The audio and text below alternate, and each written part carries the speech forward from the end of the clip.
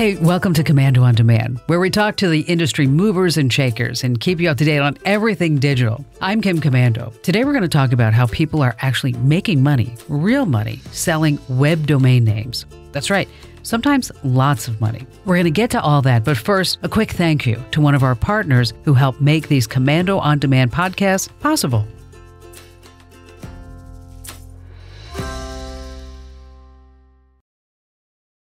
shoppingmalls.com was sold by a student of mine for $50,000. That's shoppingmalls.com. He says, how much you want for the domain? I said, I have no idea. And he says, how about 5,000? So I said, yeah, sure. And then he sent me $5,000. He probably would have paid more for it. These are sales that are being bought out by professionals in that industry. It's very valuable to them. Yeah, that's right. If you actually had purchased cars.com 10 years ago, you would have made a ton of money. I've heard some of Jamie Lewis's stories, and I got to thinking, you know what? I wonder how many of our listeners have web domains, Twitter names, social media accounts, just sitting around collecting dust, and somebody would actually want to buy them. You could buy a domain for $10, get it on GoDaddy.com, and then you can flip it either on Flippa, on GoDaddy Premiums, or by doing outbound calls. And speaking of domain names, just recently, I purchased a domain name. That's right. I wanted to start a podcast network, and it seemed like all the good names were taken. We, of course, owned podcastkay.com, but I didn't want to limit our podcast network to just stuff that I did. So I went out in search of the perfect domain name. And then I found it. It was there. Podnet.com. That's right, podnet.com. So think for a moment, how much would you be willing to pay for a domain name like podnet.com? $100, $1,000. How much do you think I actually spent to purchase podnet.com? Now, of course, you know they call me Frugal Kimmy. But when it comes to business, it comes to marketing, think about the cadence of the word podnet.com. It sounds good, doesn't it?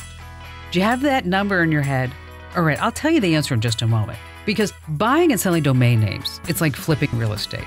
In fact, on the web, that's exactly what a domain is, real estate. If you don't own any titles, but you happen to be good with words, you can invent your own name that you think will sell. You can reserve it, and then you can turn it into a profit. Good website names and social media handles are in really high demand, especially the older ones. I'm going to tell you how you can get into this web domain real estate market racket in this podcast. And before we get to all of that, how much do you think I paid for podnet.com? How much do you think, Michael? Do you have the number in your head? Are you ready for it? I paid $4,999 for the domain name podnet.com. And now that you know that, I expect you to at least go visit it a few times. That's right, podnet.com. All right, so I've got this round table of experts going. These are some of the top domain buying and selling gurus in the entire business. Now, of course, I couldn't get them all to be at the round table at the same time, but thanks to great audio technology and some great audio editors, we put them all together just like it was a roundtable discussion because it's a lot easier to understand it all that way. So we have Chris Hughes. He's from A Nerd's World, one of Toronto's top web developers, and his story's really cool. He's a shoe fan, well, like me, and his love of shoes actually turned out to be a very profitable thing. I've always had an addiction for sneakers. I'm almost 40 years old, so I know it's pathetic that I have an addiction for sneakers, but let's be honest, I do. So I was sitting down trying to come up with ideas and names and domains that I wanted to register pertaining to sneakers. And, pen and a paper, literally like this, I'm just writing things down. And I came up with a few names, and one of the names I came up with was shoegasm.com, and it was available. Exciting. I just bought it to sit on it. I had no intention of using it at that time. But the funny part of the story is within like 6 months, I get contacted by a lawyer in New York City saying my client would like to purchase this domain name from you. I hadn't even put a sale sign for sale. I had no attempt at selling this to the general public. So I said, sure, why not? I think the first number I came up with was like $5,000. Why not? All right, so how much did you actually get? And be honest. I don't recall what the final price was, but I know I made at least $1,000 profit. And the neat thing was this, like 2 years ago, I'm walking through New York City and I look up to the left and there's this huge store and the name of the store is Shoegasm. Pretty exciting to see my idea on pen and paper, purchase a domain, then sell it to a store that now has a big location and big storefront in New York City. That's my story. Wow, I've got to check that out the next time I'm in New York. And here's Jamie Lewis from Domainer Elite. He had a couple of great ones too. Shoppingmalls.com was sold by a student of mine for 50,000 bucks. That's shoppingmalls.com. I sold gettingpregnant.org for 5,000. Now right there, do you see the difference? Shopping Malls was 10 times as much money as gettingpregnant.org. Now they were both bought in a certain way and by professionals in those industries. From what I heard, Shopping Malls was bought by someone who owned a shopping mall complex. Gettingpregnant.org was bought by an in vitro company. And so that in vitro company came to Google and they did a search for getting pregnant to see who their competition was. And they saw this blog sitting there with just one article and it wasn't doing anything. And they said, we really like that domain because we're going to develop on that domain. It's doing well in the search engines. And he emailed me, he says, how much you want for the domain? I said, I have no idea. And he says, how about 5,000? So I said, yeah, sure. And then he sent me 5,000 bucks. He probably would have paid more for it. He probably would have. And imagine how much it would sell for now. I think for the most part, all the best names are truly taken. I'm hoping that you own a good name, but let's just say that I don't. Chris, how can I come up with some names today that would actually turn a profit? You can sit down, do it the old-fashioned way like I did it, a dictionary, just writing down ideas, pen and a paper on the side and circle stuff. And people have to understand that the big terms are going to be taken.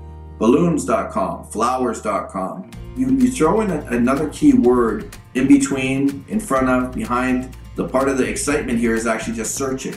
There's billions of words in the dictionary in multiple languages. I'm certain you could sit down in one evening and come up with 10 really neat ideas for domains that are available at $9.99. And now's the time to get you motivated to buy.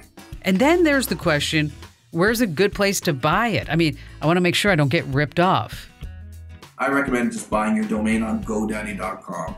I've used GoDaddy for a long time, 24-hour service. The price is right. GoDaddy.com. Simply go on their website and just start typing in ideas. Yeah, I've used GoDaddy.com. It's pretty simple, to the point, easy to use. Everything's laid out for you. As a matter of fact, I just purchased another domain, podkids.com. So, how much do you think I spent for podkids.com? And I have to tell you, it's not like my money's growing on trees out here in Phoenix, Arizona. Now, PodKids is going to be a podcast network for kids. So, let's ask Mike James, who's here in the booth with me right now. Mike, how long have you known me? 17 years, going on 17 years. Would you say that I'm frugal? You're the super frugal, yes. Okay, so you know that I spent about $5,000 for podnet.com. Yep. So I want to start a podcast network for kids. Mm-hmm. You know, great stories, family friendly. They don't have to worry about hearing something that they shouldn't hear. Right. So how much do you think I spent for podkids.com? It's a great name, first of all, so I would think it would be worth at least $5,000, but I don't think you paid $5,000. I'm going to say it's a great name. I'm going to say $3,000. Are you ready? Uh-huh. $1,499. You got a great deal. Okay.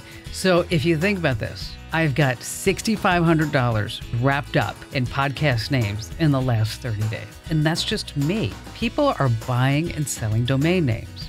As I mentioned, I use GoDaddy because everything's laid out. Anywhere else we should go? There's one last option I'd like to talk to you about. It's expireddomains.net.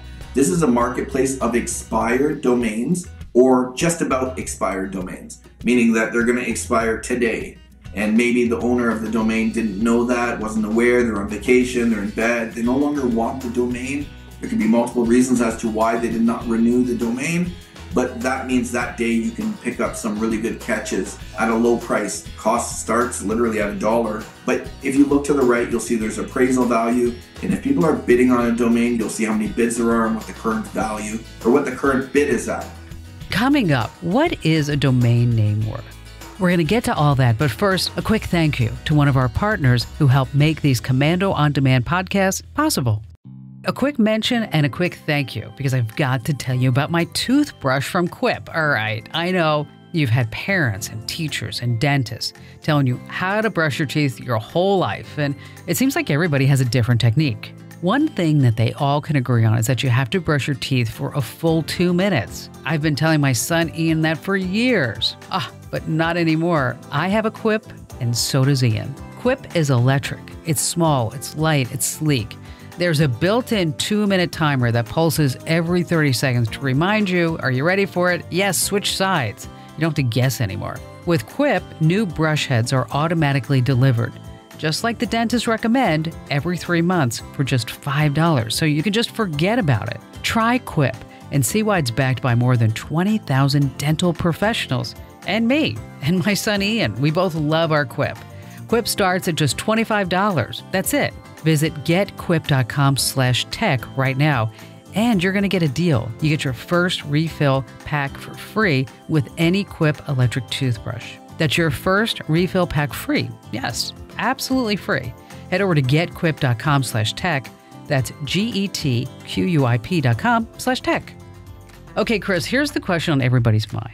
What is a domain name worth? I mean, how do you really go about looking that up? I have to tell you, as I mentioned with our domains that I've already purchased, I normally think about the marketing value, and I go with what my gut tells me. So GoDaddy now has a beta version. It's a domain evaluator. It's a domain appraiser. It's automated and it's incredible that you can type in the idea. They'll evaluate my domain with a certain dollar value. And then on the right, you'll see that they actually show 3 like or similar domains that I've sold. And that's where they get their evaluation from. I have seen those valuations. Do you think it's truly valid? I mean, is it a rock solid price? It's just an estimate. Obviously, buyers and sellers can sell it higher or lower than the evaluation. That's just a very rough evaluation as to what they believe the appraisal value of that domain name is. It almost sounds too easy. There's got to be a little bit more to the game, or else everybody would be in it. Hey, Jamie, you want to chime in?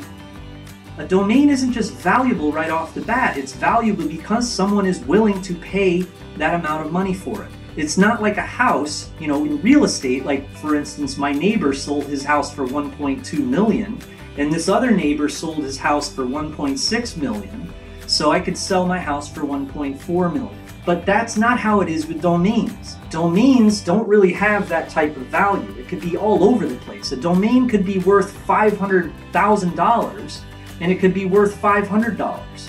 All right, let's dig in. Jamie, I've pulled up a domain name on GoDaddy. Take a look and tell me where you would go from here. This domain has an appraisal of $800. Okay, that's one of the things I'm going to take into account. But that's not enough. I need to do more investigation on this domain. How old is it? Use Wayback Machine. Type into Google Wayback Machine. Okay, that's the second thing to check out. You're a detective now. Did you get the cost per click for the actual keyword? You have to think in different dimensions. It's not only about Estabot says it's worth $1,000. I can get $1,000 for it. I'm going to put it on Flippa and it's going to magically sell. All right. Hey, wait a minute. Back up just a sec. Give us a few other sites where we can actually look up the value. We have Estabot and we have Google AdWords. We have Wayback Machine to show us how old the domain is. But you know what? Use a little bit of common sense and use some comparable sales. Comparable sales are the most important thing, in my opinion, when it comes to domaining. It's kind of like the real estate thing, like where you compare this house that sold next to you. Relatable, comparable sales. Relatable, comparable sales. Got it? Another reason why you want to really get into comparable sales is because if Estabot does give you a low appraisal and you're thinking Estabot messed up on that, well then look up some comparable sales yourself and then use those comparable sales in your listing. So if I'm smart, I'm not going to just settle for the GoDaddy or the Estabot estimate. Estabot is a robot. It's not going to be as good as you interpreting to the buyer why this domain is good. Search engine optimization comes into play. If it's someone who wants to purchase this domain because they want to dominate in the search engines and they want to get rid of their competitors, then that's another reason. All of those things would go in either your Flippa auction, where you have a chance to write out exactly what the domain is about, or it's going to be something that you're pitching to someone on the phone. That's right. You can actually beef up the price. I can control some of that. Chris, what are some of your favorite places to sell a domain name? Flippa.com is my favorite. Flippa.com. We have GoDaddy.com once again. They also have an auction and an opportunity for you to sell your domain names. SEDO.com is probably the third biggest marketplace for domains. You got to be a little bit of an investigator, a little bit of a detective, and do your own research, and use your noggin and use those comparable sales. All that's great, guys, but you know what? I'm a bottom line type of gal. Show me the money. Domains have sold for a lot of money. If you're one of the pioneers in the beginning and you purchased domains like I'm talking about before me, then you could have been, and you held on to the domains long enough, you'll be filthy rich on a beach or a yacht, big private yacht, mansion somewhere. Mansions really aren't all they're cracked up to be. I know, first world problem. You have big houses, but it takes a lot of work. It costs thousands and thousands a month to maintain. And it seems like every other day something's broke. For me, I wouldn't give up my day job to get into the domain market, but I do buy and sell a lot of domains for our business. Don't look at it as a career in the beginning. Look at it as a hobby. Make a little extra money. Have some fun. It's better than the lottery or bingo or the slot machines. You're going to win more here. All right, good point. It actually sounds like a great way to make some extra cash, especially if you have an old domain without dashes in it or too many words. Ones that end in .com, this is really important, are still considered the most valuable. This is exciting. If you're like me and you love making money, this could become an addiction for you. And remember, the cost of getting in this game of buying and selling domains is practically nothing. Good stuff, guys. I really appreciate your input. I'm going to tell everyone how they can get in touch with you, Jamie and Chris, at the very end of the podcast. Okay, coming up, stay right where you are, because we're going to talk about buying and selling safety advice from our favorite ethical hacker from Bulgaria. That's right. And right now, let's take a moment and thank one of our partners who helped make these Commando On Demand podcasts possible.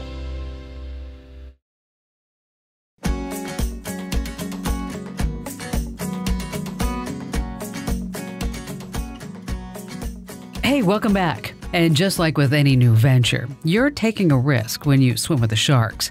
And when you buy and sell anything on the internet, you're totally swimming in a big school of sharks. Let me tell you, only in this school, you don't die, you just live and you learn, like in real school. Now, when I was in school, I have to tell you, I really was that techno nerd. And it would have been so helpful to have a big, tough friend to protect me. I didn't have that. They just made fun of me. Think about this. You're walking around with the name Kim Commando? Really? Okay, our next guest is an ethical hacker, kind of like an internet bodyguard in a school of sharks. He also happens to be a martial arts expert, so he's a pretty tough guy. Asen is from Bulgaria, and he works with some major corporations. We have him on the phone right now, and let me tell you, the connection isn't that great, but I wanted to include him in the podcast because what he has to say is really interesting. Asen, welcome to Commando On Demand. Hey Kim, it's a pleasure to be here. Thank you for the invitation. So Asen, you can make some big money in the domain flipping business, right? There are some experienced domain flippers that are able to make great money out of it. I'm talking about tens of thousands of dollars. Okay, I have to ask you a question. Who do you think is safer, a flipper or a broker? And just so everybody's on the same page, can you explain the difference between the two? Flippers tend to buy stuff cheaper as they see opportunity in future, and then once the price goes up, they're gonna sell it. It's like flipping houses. The broker, they're usually licensed. They're more like organization, something bigger, more reliable, and then you can definitely sell your already developed website through such brokers. They sell something that's already been improved and it's on the market for a long time, and they think they can sell it for a higher price. So definitely I would say brokers are more reliable. What happens when a hacker gets a hold of your domain, or maybe a Twitter handle or some social media account or something else?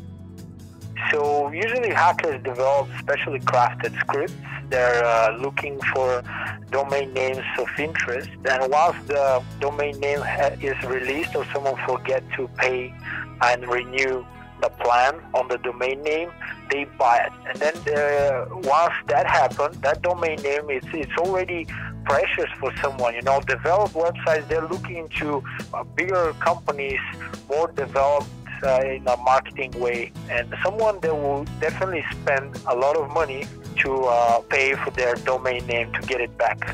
So this is what hackers target most often, and they're successful. They're pretty successful in stealing or buying the domain names as soon as they drop off the previous owner. And once that happens, it's a long way. Usually you have to negotiate with the hackers, maybe try to pay them.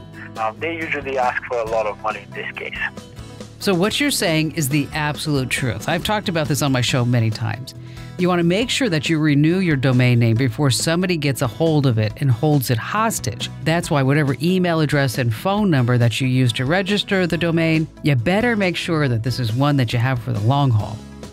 Yeah, absolutely. We have a lot of clients that come to us and they say, hey, we didn't know exactly who's going to take care of renewing our domain name plan, and then we forgot to pay it.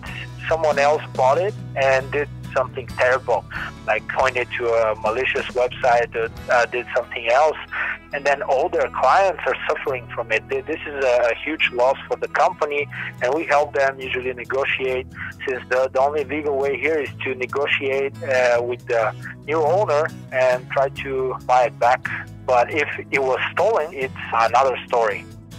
Tell us some examples of someone who you had to help to, say, recover their site. Sure. I cannot be too specific about it, but I would say one of the best stories that I have is a site that's usually visited by a lot of children on a daily basis. I'm talking about tens of thousands of children every day. And then someone forgot to renew the domain name that they were using.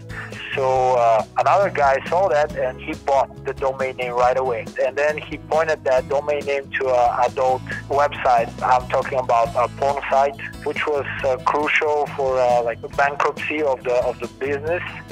And we helped them a lot in this case, but they had to go through a long process in order to recuperate back their business up to speed.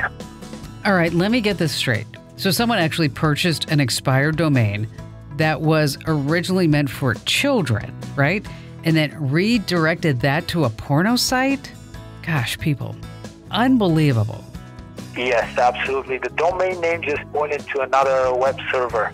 This is how it usually works. Like you're buying a SIM card, and when you put it in your phone, you tell that phone to work with that specific phone number. Same thing goes here with that domain name. Once you put a specific IP address to point, when you access that domain name, it will point you to that server. And in this case, the server was actually hosting a porn website. Obviously, that can put a damper on your company's reputation. Absolutely, yeah, I've seen it happening, and that's why I would recommend to all the website owners to have a specific person or maybe automated notice that will help them renew the domain name on time, their plan on time. And most of the hosting providers, they provide such notices, early notices. They will send you email, maybe SMS or something like that to basically remind you, even a phone call from time to time, depending on the hosting provider. Yeah, let me tell you, we're on top of that stuff here at Westar and Commando.com. I mean, we have to be. Now, I know you mainly work with large organizations and conglomerates, but what if someone wants to get in touch with you? Can they do it? Absolutely, yeah, Kim. Our headquarters is in Dallas, Texas, but we have employees working remotely throughout the entire U.S. Our website is enforcecyber.com, and my profile could be found also on Upwork. We do a lot of consulting work, and we also provide MSSP, which is Managed Secure Service Platform, to our clients and help them manage their security, information security in the best possible way. Asen, I really appreciate you taking the time to call in and speak with me today. And I'm really glad that you're on our side. I'm telling you, we need more people like you. Thank you. It was a pleasure. Thank you for the invitation. Up next, we're going to go through some more key points, and we're going to talk about the possibilities and the pitfalls, the plans, and some of the more intricate details of buying and selling domain names.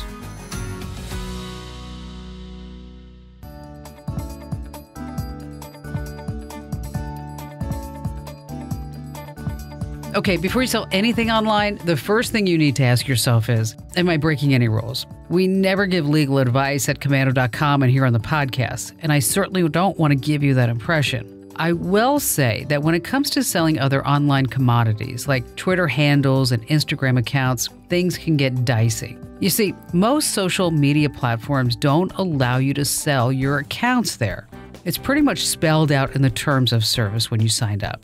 So if this is something that you're interested in doing, make sure that you actually read the terms of service and research the current internet laws before you do anything rash. You also want to ask yourself, what's the worst thing that can happen if I sell my domain name? Well, if you have an established clientele, you definitely don't want to ruin your reputation by letting that domain fall into the wrong hands. But if you have a cool old domain name that you never use, heck, it might be worth going to Estabat, Flippa, or GoDaddy and checking out the value. Who knows? You might be sitting on a gold mine. But like Jamie Lewis said, don't ever settle on just the robot-generated numbers. You don't know if they're really on the up and up. Speaking of, thanks again, Jamie, for being part of the podcast. You can find Jamie over at domainerelite.com or on YouTube, by the way. His tutorials are loaded with information. Chris Hughes also had some great ideas for creating new names, but his expertise goes way beyond that. He also owns A Nerd's World, which is one of Toronto's top web development agencies. They have 3 storefronts, and get this,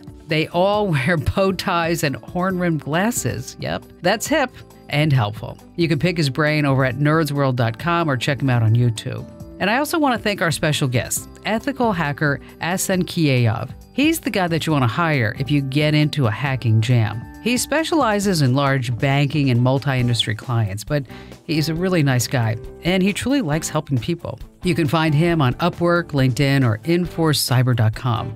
That's IN with an I. Finally, I want to thank one of our slam dunk writers, Vicky Morgan, and our magic audio producer, Monica Glowemski. Go ahead, you can try to spell that one.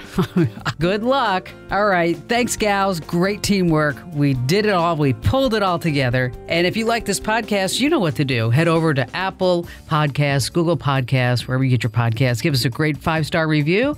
Give us a couple of nice words. Yes, I love that. And don't forget to subscribe. So this way you get our podcasts automatically delivered to you even when you're sleeping. That's high tech for you.